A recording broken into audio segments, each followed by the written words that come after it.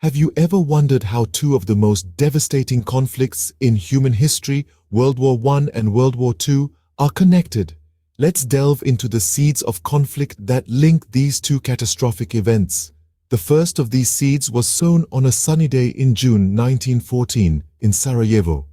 The heir to the Austro-Hungarian throne, Archduke Franz Ferdinand, was assassinated by a Serbian nationalist. This act of violence ignited a flame that would eventually engulf the entire world.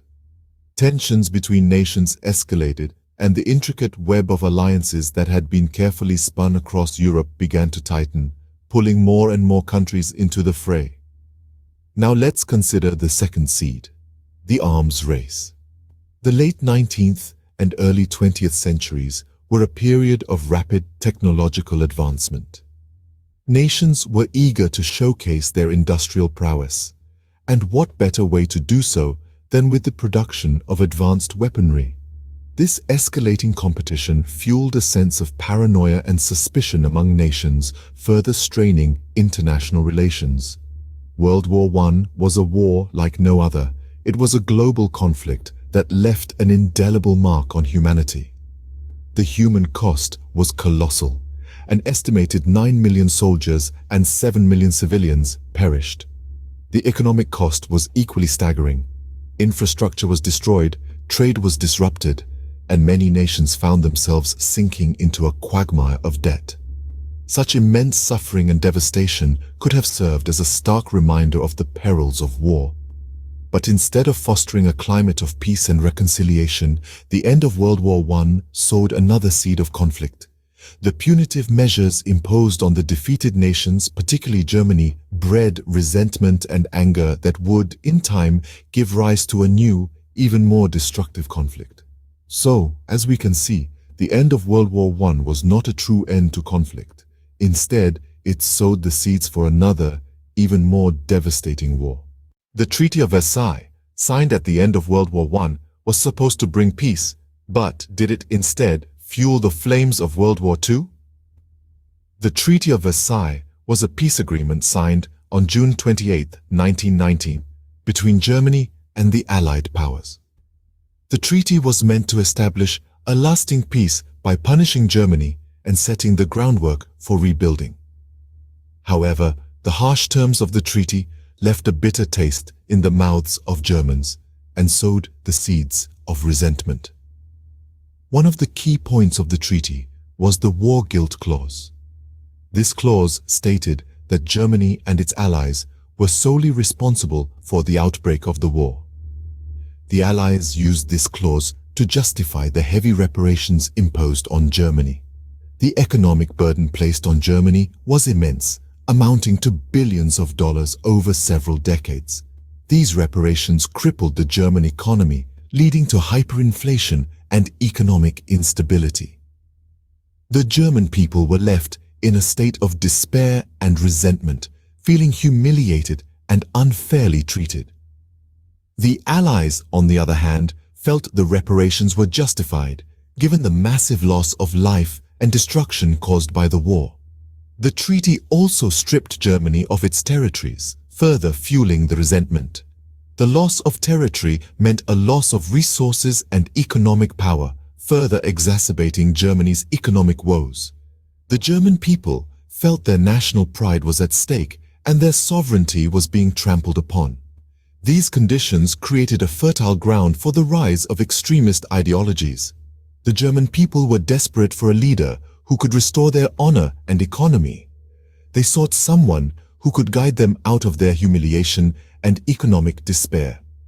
And that leader emerged in the form of Adolf Hitler, a charismatic speaker who promised to restore Germany's lost glory. So while the Treaty of Versailles was intended to ensure lasting peace, it instead created a sense of injustice and resentment among the Germans. The stage was set for a leader who could promise to restore Germany's honor and economy. And that leader was Adolf Hitler.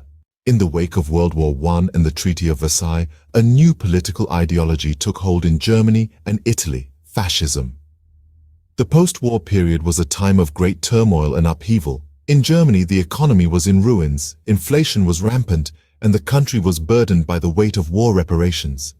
Into this chaos stepped Adolf Hitler, a charismatic figure who promised to restore Germany's national pride and solve its economic problems. With his passionate speeches and grand visions of a new Germany, Hitler managed to rise to power, becoming Chancellor in 1933. Meanwhile, in Italy, a similar story was unfolding. Benito Mussolini, a former socialist turned nationalist, had been steadily gaining support. Like Hitler, Mussolini promised to restore national pride and resolve Italy's economic issues. He became prime minister in 1922, establishing a one-party rule and embarking on an aggressive foreign policy that included the invasion of Ethiopia. But while Hitler and Mussolini were rising to power, the rest of the world was largely watching from the sidelines.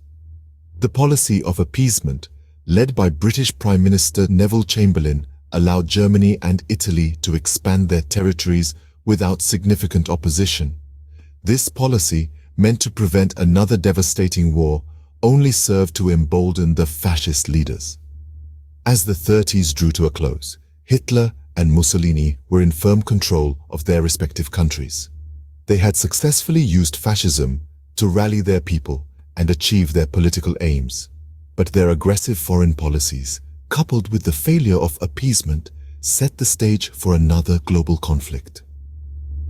The world watched as Germany and Italy geared up for war, but the true extent of their ambitions would only be revealed with the outbreak of World War II. The unresolved issues from World War I and the Treaty of Versailles directly led to the outbreak of World War II. The world stage was set and the players were ready, but no one could have predicted the sheer scale of the conflict about to unfold. Germany, under the leadership of Adolf Hitler, had grown increasingly aggressive and expansionist in the late 30s. The world watched in trepidation as Hitler defied the Treaty of Versailles, rearming Germany and annexing Austria in the Anschluss of 1938. But it was in 1939, when Germany invaded Poland, that the world was plunged back into war. Poland's allies, Britain and France, declared war on Germany, and the horrifying reality of World War II began. In the East, Japan, fueled by imperial ambitions and a desire for economic self-sufficiency, invaded Manchuria in 1931, marking the start of their path towards war. By the time they attacked Pearl Harbor in 1941, drawing the United States into the conflict, the machinery of war was already in full swing. The League of Nations, created after World War I with the noble aim of preventing such a global conflict from happening again, was powerless to stop the war. Despite their collective security mandate, they were unable to enforce sanctions or mobilize a military response to the aggressions of Germany, Italy, and Japan. The League's failure was symptomatic of a broader issue: the inability of the world powers to effectively manage the tensions and conflicts that had been simmering since the end of World War I. The punitive measures of the Treaty of Versailles, the economic hardships of the Great Depression, and the rise of extremist ideologies had created a volatile mix. This potent cocktail of resentment, desperation, and ambition was the spark that ignited the Second World War. World War II was not an isolated event, but a direct consequence of the unresolved issues from World War I. The echoes of the first great conflict reverberated through the decades, leading to a second, even more devastating war. This is a stark reminder of the interconnectedness of history and the lasting impact of unresolved conflicts. World War I and World War II, two separate events, but deeply intertwined. Let's take a moment to retrace our steps through the labyrinth of history and connect the dots once more. In the wake of World War I, we saw the world grappling with the aftermath. The Treaty of Versailles, which ended the First World War, was a catalyst for the Second. It placed harsh penalties on Germany, economically crippling reparations and demilitarization, which sowed seeds of resentment and discontent. The treaty was seen as a national humiliation by many Germans, a sentiment that was later exploited by opportunistic leaders. This brings us to the rise of fascism, a political ideology that thrived on the discontent brewing in Europe. In Italy, Benito Mussolini capitalized on the economic turmoil and social unrest, promising stability and strength. Similarly, in Germany, Adolf Hitler exploited the bitterness over the Treaty of Versailles, promising a return to national glory. Their aggressive, expansionist policies would eventually lead to the outbreak of World War II. Another pivotal point to consider is the failure of the League of Nations. Created with the intention of maintaining peace, the League was largely ineffective. It lacked the ability to enforce its decisions and failed to prevent the aggressive actions of the fascist regimes. This failure, coupled with the policy of appeasement followed by Britain and France, allowed tensions to escalate and ultimately led to the outbreak of the Second World War. World War I and World War II were not isolated incidents, but a continuum of events, each influencing the other. The harsh terms of the Treaty of Versailles, the rise of fascism, and the failure of the League of Nations were all inextricably linked, creating a domino effect that led to the most devastating conflict in human history.